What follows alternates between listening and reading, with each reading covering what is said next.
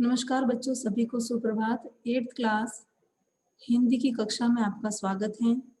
बच्चों, आज हम हिंदी की किताब वसंत भाग 3 का पाठ 13 पढ़ने जा रहे हैं, जिसका शीर्षक है जहां पहिया है। बच्चों, इस पाठ के लेखक का नाम है पी साईनाथ। पी का फुल फॉर्म है बच्चों, पी यानी पा से है इनका नाम, पाला गुम्मी साईनाथ नाम है, जो इनका नाम छोटे रूप में कर दिया है पी साईनाथ। बच्चों, इनका जन्म 1957 में हुआ था आंध्र प्रदेश में, और ये प्रसिद्ध पत्रकार थे और इन्हें रेमन मैग्सेसे पुरस्कार से सम्मानित किया गया है। तो आइए बच्चों, हम पाठ पढ़ने जा रहे हैं जहां पहिया है। सबसे पहले तो मैं आपको पाठ परिचय बताऊंगी कि ये पाठ जो हम पढ़ने जा रहे हैं इसमें हम क्या पढ़ेंगे। बच्चों, जहां पहिया पाठ में पी साईनाथ जी इस लेख के द्वारा एक साइकिल आंदोलन की बात करने जा रहे हैं, और तमिलनाडु के और ये जो साइकिल आंदोलन की जो बात लेखक हमसे कर रहे हैं वो तमिलनाडु के प्रसिद्ध क्षेत्र, प्रसिद्ध जो जिले थे उनके बारे में बता रहे हैं कि वहां पर महिलाओं ने किस तरह साइकिल के पहिए को एक आंदोलन का रूप दिया और किस तरह से वे स्वतंत्र होती हैं, अपने घर और समाज से बाहर निकलकर भी आत्मनिर्भर बनती हैं। तो किस प्रकार आत्मनिर्भर बनती हैं, जहां पुरुष प्रधान समाज में पहले स्त्रियों को किसी भी तरह की स्वतंत्रता नहीं थी, कोई भी काम करने की या घर से बाहर जाकर कमाने की उन्हें आजादी नहीं दी जाती थी महिलाओं को, लेकिन इस पहिए के द्वारा ही, अर्थात साइकिल चलाना सीखना, ठीक है, महिलाओं की इच्छा थी, तो इसके माध्यम से ही उनमें आत्मनिर्भरता जागती है और उन्होंने अपने काम को स्वयं करना शुरू कर दिया था। इस लेख में लेखक ने तमिलनाडु के गरीब जिले में होने वाले सामाजिक परिवर्तन और आंदोलन का वर्णन किया है। तो बच्चों देखिए, लेखक ने बताया है कि ये जो गरीब एक जिला है, तमिलनाडु का सबसे पिछड़ा जिला है, जिसका नाम है पुडुकोट्टई। तो लेखक ने यहाँ की महिलाओं के बारे में हमें बताया है कि उन्होंने जहाँ चाह वहाँ राह को की कहावत को इन्होंने चरितार्थ कर दिया बच्चों ने, इन महिलाओं ने। और वहाँ की महिलाओं ने साइकिल चलाना सीखा और रूढ़िवादी बंधनों तथा पुरुष के आधिपत्य को चुनौती दी। इस प्रकार से उन वहाँ की महिलाओं ने आंदोलन को अपना पिछड़ापन दूर करने तथा रूढ़िवादी परंपरा को समाप्त करने के उद्देश्य से प्रारंभ किया था। तो आइए बच्चों, पाठ प्रारंभ करते हैं जहां पहिया है। पुडुकोट्टई तमिलनाडु का एक गरीब जिला है, सबसे पिछड़ा हुआ। साइकिल चलाना एक सामाजिक आंदोलन है? नहीं। प्रश्न पूछा है लेखक ने कि साइकिल चलाना एक सामाजिक आंदोलन है? तो नहीं। कुछ अजीब सी बात है, अजीब यानी आश्चर्यजनक बात, लेकिन चौंकाने की बात भी नहीं है। पुडुकोट्टई जिले की हजारों नवसाक्षर ग्रामीण महिलाएं, नवसाक्षर यानी जो अभी अभी जिसने कुछ नया सीखा है, ग्रामीण महिलाओं के लिए यह अब आम बात है। अपने पिछड़ेपन पर लात मारना यानी त्याग देना, पिछड़ेपन को त्याग कर अपना विरोध व्यक्त करने और उन जंजीरों को तोड़ने का जिनमें वे जकड़े हुए हैं, कोई ना कोई तरीका लोग निकाल ही लेते हैं। कभी कभी ये तरीके अजीबो गरीब होते हैं, अजीबो गरीब यानी आश्चर्यजनक या बहुत ही विचित्र। भारत के सर्वाधिक जिलों में से एक है पुडुकोट्टई। पिछले दिनों यहाँ की ग्रामीण महिलाओं ने अपनी स्वाधीनता, आजादी और गतिशीलता को अभिव्यक्त करने के लिए प्रतीक के रूप में साइकिल को चुना। उनमें अधिकांश नवसाक्षर थी। नवसाक्षर यानी जो अभी अभी नया सीख कर आया हुआ हो उसे कहते हैं। अगर हम 10 वर्ष से कम उम्र की लड़कियों को अलग कर दे तो इसका अर्थ यह होगा कि यहाँ ग्रामीण महिलाओं के 1/4 इस हिस्से ने साइकिल चलाना सीख लिया है, और इन महिलाओं में से 70,000 से भी अधिक महिलाओं ने प्रदर्शन व प्रतियोगिता जैसे सार्वजनिक कार्यक्रमों में बड़े गर्व के साथ अपने कौशल यानी एक विशेष गुण, ठीक है ना, अपने कौशल का प्रदर्शन किया, और अभी भी उनमें साइकिल चलाने की इच्छा जारी है। वहां इसके लिए कई प्रशिक्षण शिविर चलाए जा रहे थे।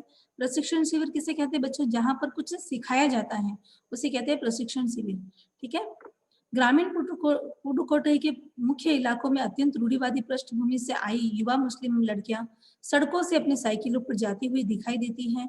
जमीला बीवी नामक एक युवती ने, जिसने साइकिल चलाना शुरू किया, तो मुझसे कहा, ये कौन कह रहा है? मुझसे कहा, लेखक कहता है कि जमीला बीवी नामक एक युवती थी, मुसलमान युवती थी, जिसने साइकिल चलाना शुरू किया। तो उसने लेखक से कहा कि यह मेरा अधिकार है, अब हम कहीं भी जा सकते हैं, हमें बस का इंतजार नहीं करना पड़ता है। मुझे पता है कि जब मैंने साइकिल चलाना शुरू किया तो लोग फफ्तिया कसते थे। फफ्तिया कसना यानी मजाक उड़ाना, ठीक है। लेकिन मैंने उस पर कोई ध्यान नहीं दिया। लेखक कहता है कि जमीला बीबी ने मुझे कहा था कि ये तो हमारा अधिकार है, हम साइकिल के माध्यम से कहीं भी आ जा सकते हैं, हमें बस का भी इंतजार नहीं करना पड़ता है, ठीक है ना। तो इस तरह से जब वो साइकिल चलाती थी लोग उनका मजाक भी उड़ाते थे। लेकिन जमीला बीबी कहती कि मैंने उन पर कभी भी ध्यान नहीं दिया। जमीला एक माध्यमिक स्कूल में पढ़ाती हैं और उन्हें साइकिल चलाने का ऐसा चाव यानी शौक, ऐसा चाव है कि हर शाम आधा घंटे के लिए किराए पर साइकिल लेती हैं। एक नई साइकिल खरीदने की उनकी हैसियत नहीं है, हैसियत यानी सामर्थ्य, शक्ति। लेखक बताता है कि जमीला बीबी को साइकिल चलाने का बहुत शौक था और उन्हें अच्छा लगता था आजाद होकर रहना, तो वो हर शाम को आधे घंटे के लिए साइकिल किराए पर लेती थी और उसे वो चलाती थी। लेकिन नई साइकिल खरीदने की उनकी उनकी हैसियत नहीं थी क्योंकि उनके पास उतना पैसा भी नहीं था। फातिमा ने बताया कि साइकिल चलाने में एक खास तरह की आजादी है, हमें किसी पर निर्भर नहीं रहना पड़ता, मैं कभी इसे नहीं छोड़ूंगी। तो लेखक बताता है कि फातिमा ने मुझे ये भी बताया था कि साइकिल चलाने में एक बहुत खास तरह की आजादी लगती है हमें, और हमें किसी पर भी निर्भर नहीं रहना पड़ता है, और इसे मैं कभी नहीं छोड़ूंगी। फातिमा ने कहा था। जमीला, फातिमा और उनकी मित्र अवकन्नी, इन सबकी उम्र 20 वर्ष के आसपास है और इन्होंने अपने समुदाय की अनेक युवतियों को साइकिल चलाना सिखाया। किस-किसने सिखाया साइकिल चलाना? जमीला, फातिमा और अवकन्नी, ये तीनों सहेलियां थी आपस में और ये सब लगभग 20 वर्ष की थी और इन्होंने अपने आसपास की और अपने समुदाय की सभी महिलाओं को साइकिल चलाना सिखाया। इस जिले में साइकिल की धूम मची हुई है। इसके प्रशंसकों में प्रशंसक यानी प्रशंसा करने वाले, इसके प्रशंसकों में है महिला खेतीहर मजदूर यानी जो खेती करने वाली महिलाएं हैं, पत्थर खदानों में मजदूरी करने वाली महिलाएं और गांवों में काम करने वाली नर्सें हैं, और बालवाड़ी और आंगनवाड़ी की कार्यकर्ता जो महिलाएं हैं वे, और जो बेशकीमती पत्थरों को, बेशकीमती यानी बहुत ही बहुमूल्य पत्थर होते हैं, उनको तराशना यानी उनको आकार देने में लगी जो औरतें थी, यानी जो कीमती पत्थर होते थे, बहुत बहुमूल्य पत्थर होते थे, उनको अलग अलग आकार देने वाली जो औरतें थी वो, और स्कूल की अध्यापिकाएं भी साइकिल का जमकर इस्तेमाल कर रही थी। ये सभी महिलाएं अपने कामों में साइकिल का इस्तेमाल करती थी। ग्राम सेविकाएं और दोपहर का भोजन पहुंचाने वाली औरतें भी पीछे नहीं थी, यानी कि ग्राम सेविकाएं भी ये काम करती थी और दोपहर का जो ऑफिसों में जो भोजन, कार्यालयों में, ऑफिसों में जो भोजन पहुंचाया जाता था, वो औरतें भी साइकिल का इस्तेमाल करती थी।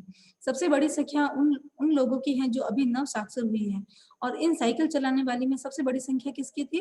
जो अभी अभी सीख कर आई हुई थी। जिस किसी नव साक्षर अथवा नई नई साइकिल चलाने वाली महिला से मैंने बातचीत की, उसने साइकिल चलाने और अपनी व्यक्तिगत आजादी के बीच एक सीधा संबंध बताया। लेखक बताता है कि मैंने जो नई नई सीखी हुई थी साइकिल चलाना, उन सब महिलाओं से मैंने बात की, तो उनकी अपनी व्यक्तिगत आजादी और के बीच में और उनके साइकिल चलाने के बीच में एक बहुत ही सीधा संबंध लग रहा था मुझे। साइकिल आंदोलन की एक अगुआ का कहना है, अगुआ यानी जो सबसे आगे, यानी जिसने सबसे पहले साइकिल चलाना सीखा था वो, ठीक है ना। एक आंदोलन की एक अगुआ का कहना है, मुख्य बात यह है कि इस आंदोलन ने महिलाओं को बहुत आत्मविश्वास प्रदान किया है। आत्मविश्वास यानी अपनी योग्यता पर विश्वास करना, आत्मविश्वास प्रदान किया है। और महत्वपूर्ण यह है कि इसने पुरुषों पर उसकी निर्भरता कम कर दी है। निर्भरता यानी आश्रित होना कम कर दी है। अब हम प्राय देखते हैं कि कोई औरत अपनी साइकिल पर 4 किलोमीटर तक की दूरी आसानी से तय कर पानी लाने ले जाती है, पानी लाने जाती हैं, कभी-कभी साथ में उसके बच्चे भी होते हैं। यहाँ तक कि साइकिल से दूसरे स्थान से सामान ढोने की व्यवस्था भी खुद ही की जाती है। अब देखिए बच्चों, लेखक बताता है कि लेखक ने अक्सर इस बात पर ध्यान दिया है कि साइकिल चलाने वाली जो महिलाएं थी, वो लगभग 4-5 किलोमीटर, 8 किलोमीटर दूर तक जाती थी, पानी लेने जाती थी, कभी-कभी अपने बच्चों को भी साथ में ले जाती थी और साइकिल से सामान भी इधर से उधर लेके जाती थी। ठीक है? लेकिन यकीन मानिए जब इन्होंने साइकिल चलाना शुरू किया तो इन पर लोगों ने जमकर प्रहार किया, जिसे इन्हें झेलना पड़ा। लेखक कहता है कि इस बात पर भी विश्वास किया जा सकता है कि जब इन महिलाओं ने साइकिल चलाना शुरू किया शुरू में, तो लोगों ने इन पर बहुत ही प्रहार किया, यानी इन पर बहुत चोट की, इन्हें बहुत परेशान भी किया, जिससे इन्हें बहुत झेलना पड़ा। गंदी-गंदी टिप्पणियाँ, यानी लोग इनके बारे में गंदी-गंदी बातें करने लगे थे। लेकिन धीरे-धीरे साइकिल चलाने को सामाजिक स्वीकृति मिल गई थी। इस तरह से धीरे-धीरे समाज की तरफ से भी स्वीकृति मिल गई थी, यानी समाज के लोग भी जान गए थे कि हाँ, लड़कियां साइकिल चला सकती हैं और उन्हें चलानी भी चाहिए, ठीक है। इसलिए महिलाओं ने इसे अपना लिया। देखिए बच्चों, आज भी हमारे समाज में महिलाएं स्कूटर चलाती हैं, ठीक है, कार भी चलाती हैं। तो उस समय साइकिल चलाना एक बहुत बड़ी बात होती थी। तो धीरे धीरे सब साइकिल चलाने लगी और समाज ने भी इसे स्वीकार लिया था। साइकिल प्रशिक्षण शिविर देखना एक असाधारण अनुभव है। किला कुरुचि गांव में सभी साइकिल सीखने वाली महिलाएं रविवार को इकट्ठी हुई थी। साइकिल चलाने के आंदोलन के समर्थन में ऐसे आवेग आवेग यानी उत्तेजना, ठीक है ना, समर्थन में ऐसी उत्तेजना देखकर कोई भी हैरान हुए बिना नहीं रह सकता था। उन्हें इसे सीखना ही है। साइकिल ने उन्हें पुरुषों द्वारा थोपे गए दायरे के अंदर रोजमर्रा रोजमर्रा यानी रोजाना की, ठीक है ना, रोजाना की घिसी पिटी चर्चा से बाहर निकलने का दिखाया ये रास्ता दिखाया। ये नव साइकिल चालक गाने भी गाते हैं। उन गानों में साइकिल चलाने को प्रोत्साहन दिया जाता है। प्रोत्साहन यानी उत्साह बढ़ाना, ठीक है ना, उत्साह भी बढ़ाया जाता है इसमें। इनमें से एक गाने की पंक्ति का भाव ये है, जो महिलाएं गाना गाती थी साइकिल चलाते हुए, तो वो ये गाना था कि ओ बहिना आ सीखे साइकिल घूमे समय के पहिए संग। इस तरह से ये गाना गाती थी और गाने की पहले बोल है, जिन्हें साइकिल चलाने का प्रशिक्षण मिल चुका है उनमें से बहुत बड़ी संख्या में साइकिल सीख चुकी महिलाएं अभी अभी नई साइकिल सीखने वाली महिलाओं को भरपूर सहयोग देती है। अब देखिए बच्चों, साइकिल चलाने वाली महिलाओं की संख्या भी बहुत हो चुकी थी, लेकिन जो जो महिलाएं साइकिल सीख चुकी थी वो नई सीखने वाली महिलाओं को भी साइकिल सीखने में बहुत सहयोग कर रही थी। उनमें यहाँ न केवल सीखने सिखाने की इच्छा दिखाई देती है, बल्कि उनके बीच ये उत्साह भी दिखाई देता है कि सभी महिलाओं को साइकिल चलाना सीखना चाहिए। 1992 में अंतर्राष्ट्रीय महिला दिवस के बाद अब यह जिला कभी भी पहले जैसा नहीं हो सकता, ठीक है ना। देखिए बच्चों, इस दिन 1992 में अंतर्राष्ट्रीय महिला दिवस के दिन साइकिल आंदोलन हुआ था, ठीक है ना। जिस इस आंदोलन में हैंडल पर झंडियां लगाई गई थी और घंटियां बजाते हुए साइकिल पर सवार 1500 महिलाओं ने पुडुकोट्टई में तूफान ला लिया था। यानी एक साइकिल आंदोलन हुआ था 1942 में, 1992 में हुआ था, और उस आंदोलन में 1500 महिलाओं ने भाग लिया था और 1500 महिलाएं साइकिल चला रही थी। महिलाओं के साइकिल चलाने की इस तैयारी ने यहाँ रहने वालों को हक्का बक्का कर दिया। हक्का बक्का यानी हैरान कर दिया या आश्चर्य में डाल दिया। इस सारे मामले पर पुरुषों की क्या राय थी? इसके पक्ष में 8 साइकिल्स के मालिक को तो रहना ही था, यानी पुरुषों की क्या राय थी ये तो नहीं पता, लेकिन 8 साइकिल यानी जो साइकिल बेचने वाले थे, जिनके पास कंपनी थी बड़ी, वो तो उनके साथ थे ही, महिलाओं के साथ, क्योंकि उन्हें तो साइकिल बेचनी थी, उन्हें व्यापार करना था। इस अकेले डीलर यानी जो माल बेचने वाला होता है वो, इस अकेले डीलर के यहाँ लेडीज साइकिल की बिक्री यानी बेचना, ठीक है ना, बिक्री में साल भर के अंदर काफी वृद्धि हुई। माना जाता है कि इस आंकड़े के 2 कारणों से कम करके आंका गया। और ये भी माना जाता है कि जो ये आंकड़े हैं, ये बहुत कम माने जाते हैं, यानी कि जो महिला साइकिल होती हैं, उसे बहुत ज़्यादा मात्रा में उस समय बेचा गया था। पहली बात तो यह है कि ढेर सारी महिलाओं ने जो लेडीज साइकिल का इंतजार नहीं कर सकती थी, उन्होंने जेट साइकिलें खरीदी। लेडीज यानी महिला, ठीक है ना, जेंट्स यानी पुरुष। तो इसमें तो ये बात, पहली बात तो ये थी कि लेडीज साइकिल की जब संख्या कम हो गई थी, यानी महिलाओं वाली जो साइकिलें थी उनकी संख्या कम हो गई, तो वो साइकिल के लिए इंतजार नहीं कर सकती थी वो महिलाएं, तो उन महिलाओं ने क्या किया, पुरुषों वाली साइकिलें ही खरीदना शुरू कर दिया। दूसरे, उस डीलर ने बड़ी सतर्कता के साथ ये जानकारी मुझे दी थी। उसे लगा कि मैं बिक्री कर का विभाग का कोई आदमी हूँ। अब लेखक बताता है कि जब मैं उस डीलर के पास गया, तो उस डीलर ने मुझे बहुत ही सावधानी से, सतर्कता यानी सावधानी के साथ मुझे जानकारी दी थी कि महिलाएं साइकिल खरीद रही हैं, महिला वाली साइकिल भी खरीद रही है और पुरुष वाली भी खरीद रही है। उसने मुझे ये जानकारी इसलिए दी थी क्योंकि उस डीलर को ऐसा लगा था मुझे देखकर कि मैं कोई बिक्री विभाग का कोई आदमी हूँ। कुदुमी अन्नामलाई की चिलचिलाती धूप में, ये जगह का नाम है कुदुमी अन्नामलाई, चिलचिलाती धूप यानी बहुत तेज कड़क धूप में एक अद्भुत दृश्य की तरह पत्थर के खदानों में दौड़ती भागती 22 वर्षीय मनोरमनी को लोगों ने साइकिल सिखलाते देखा। उसने मुझे बताया, हमारा इलाका मुख्य शहर से कटा हुआ है, यहाँ जो साइकिल चलाना जानते हैं उनकी गतिशीलता बढ़ जाती है, ठीक है। लेखक कहता है साइकिल चलाने के बहुत निश्चित आर्थिक निहितार्थ थे। निहितार्थ यानी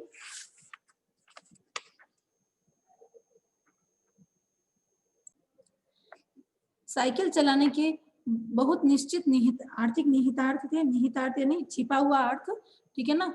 तो आर्थिक यानी जो उनके पास कितना माल था, ठीक है ना, उनकी आर्थिक स्थिति कैसी थी, ये सब उसके अंतर्गत उसका अर्थ बता सकते थे, उसके अंतर्गत इसका अर्थ आता है, ठीक है ना। तो लेखक कहता है कि इससे आय में वृद्धि हुई है। यहाँ की कुछ महिलाएं अगल बगल के गाँवों में, अगल बगल यानी आसपास, अगल बगल के गाँव में कृषि संबंधी अथवा अन्य उत्पाद बेच आती हैं। अब ये भी था कि जब महिलाओं के हाथ में साइकिल आई तो उन्होंने क्या किया, आसपास के गाँव में कृषि संबंधी सामान या अन्य उत्पाद भी वो बेच आती थी। वो महिलाएं साइकिल से जाती थी और वो किसी पर निर्भर नहीं थी, ठीक है ना। साइकिल की वजह से बसों के इंतजार में व्यय होने वाला उनका समय भी बच गया था।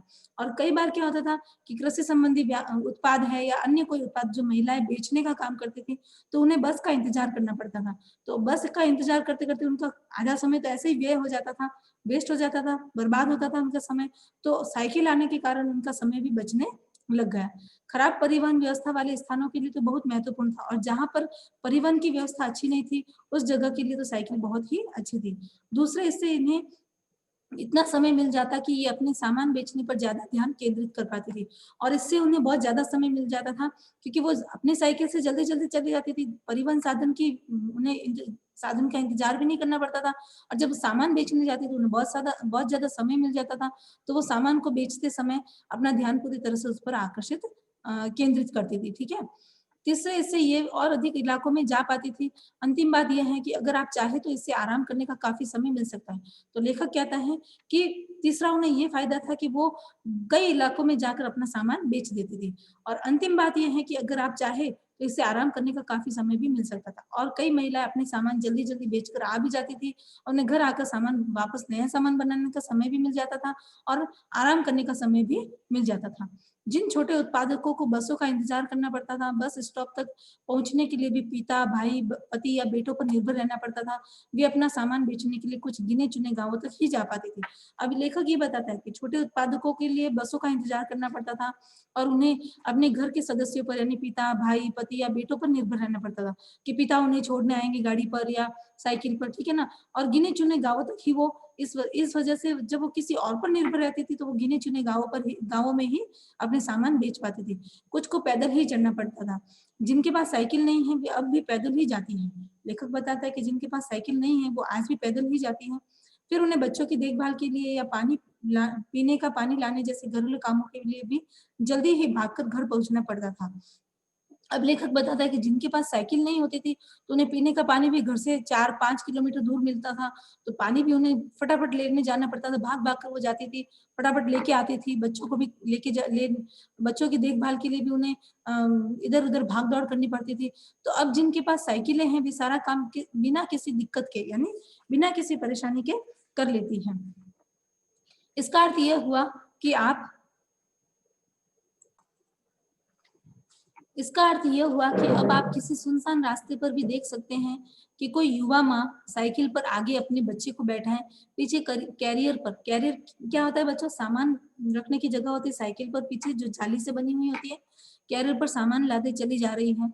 वह अपने साथ पानी से भरे 2 या 3 बर्तन लिए अपने घर या काम पर जाती देखी जा सकती है। इस तरह से बच्चों ये भी है कि इसका अर्थ ये था कि जिसके पास साइकिल थी वो अपना सारा काम बिना किसी दिक्कत के यानी बिना किसी परेशानी के कर लेती थी, और वो अपने बच्चे को भी आगे बिठा सकती थी। अगर छोटा बच्चा है वो रोता है घर पे तो साइकिल पर बच्चे को अगर आगे बिठा देती थी और पीछे साइकिल के पीछे सामान बांध देती थी। पानी भी वो ऐसे ही 2 या 3 बर्तन भरकर आसानी से घर पर लेकर आ सकती थी। इससे उनका काफी समय बच जाता था। अन्य पहलू यानी गुण दोष के आधार पर लिया गया पक्ष होता है, तो अन्य पहलुओं से ज्यादा आर्थिक पहलू पर ही बल देना गलत होगा। साइकिल प्रशिक्षण से महिलाओं के अंदर आत्मसम्मान की भावना पैदा हुई। आत्मसम्मान यानी स्वयं का सम्मान करना। यह बहुत ही महत्वपूर्ण है। जब महिलाओं में आत्मसम्मान की भावना पैदा हुई थी, बहुत ही अच्छी बात थी। फातिमा का कहना है, लेखक कहता है कि फातिमा का कहना है कि बेशक यह अब आर्थिक मामला नहीं है। बच्चों यहाँ पर कटा हुआ है, यहाँ पर आएगा अब। बेशक यह मामला अब आर्थिक नहीं है। फातिमा ने यह बात इस तरह कही जिससे मुझे लगा कि कितनी मूर्खतापूर्ण ढंग से सोच रहा था मैं।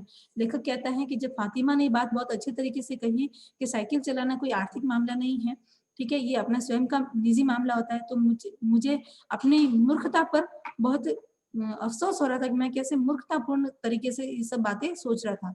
उसने आगे कहा, फातिमा ने आगे कहा, साइकिल चलाने से मेरी कौन सी कमाई होती है, मैं तो पैसे ही गंवाती हूँ। मेरे पास इतने पैसे नहीं है कि मैं साइकिल खरीद सकूं, लेकिन हर शाम मैं किराए पर साइकिल लेती हूँ ताकि मैं आजादी और खुशहाली का अनुभव कर सकूं। लेखक कहता है कि फातिमा ने ये भी कहा था कि साइकिल चलाने से मुझे कोई लाभ नहीं होगा और ना ही मुझे कोई कमाई होगी, क्योंकि साइकिल तो मैं चला रही हूँ, जो किराए पर लेकर चला रही हूँ, उससे तो मेरे और भी पैसे मैं गवा रही हूँ, यानी मेरे पैसे व्यर्थ हो रहे हैं। लेकिन साइकिल चलाना मुझे बहुत अच्छा लगता है, जिससे मुझे खुशहाली का अनुभव होता है और मैं आजादी भी महसूस करती हूँ। पुडुकोट्टई पहुंचने से पहले मैंने इस विनम्र सवारी के बारे में कभी इस तरह सोचा ही नहीं था। मैंने कभी साइकिल को आजादी का प्रतीक नहीं समझा था। लेखक कहता है कि मैंने कभी ये नहीं सोचा था कि इस तरह से मैं जब आप पुडुकोट्टई जाऊंगा तो मैं ये नया बदलाव देखूंगा, और मैंने साइकिल को तो आजादी का प्रतीक कभी माना ही नहीं था। लेखक बताता है कि एक महिला ने बताया, लोगों के लिए समझना बड़ा कठिन है कि ग्रामीण महिलाओं के लिए कितनी बड़ी चीज है। उनके लिए तो ये हवाई जहाज उड़ाने जैसी बड़ी उपलब्धि है। हाँ बच्चों, बिल्कुल सही बात है। अगर गांव की महिलाओं के पास में अगर साइकिल है और उन्हें कहा जाए कि तुम्हें रोज साइकिल चलाकर अपने दूर के कामों को निपटाना है, तो उन्हें बहुत खुशी होगी और उन्हें ये लगेगा कि आज वो हवाई जहाज उड़ा रही है। लोग इस तरह पर लोग इस पर हंस सकते हैं, लेकिन केवल यहाँ की औरतें ही समझ सकती है कि उनके लिए ये कितना महत्वपूर्ण है। लेखक कहता है कि लोग इस बात पर हंस सकते हैं कि साइकिल चलाना क्या बात है, ये तो बिल्कुल आम बात है, लेकिन ये बात तो वही औरतें समझ सकती हैं जिनके लिए बहुत ही महत्वपूर्ण होती है। जो पुरुष इसका विरोध करते हैं वे जाए और टहले, क्योंकि जब साइकिल चलाने की बात आती है तो महिलाओं की बराबरी नहीं कर सकते। तो लेखक कहता है कि वो महिला ऐसे कहती हैं कि जो पुरुष इस बात का विरोध करते हैं कि हम औरतें साइकिल क्यों चलाती हैं, तो उनको वहां से चले जाना चाहिए और उनको खुद के टहलने का, घूमने का ध्यान रखना चाहिए, क्योंकि साइकिल चलाने की बात जब आती है तो महिलाएं भी पुरुषों से पीछे नहीं है। बच्चों, ये पाठ इधर ही समाप्त होता है। धन्यवाद।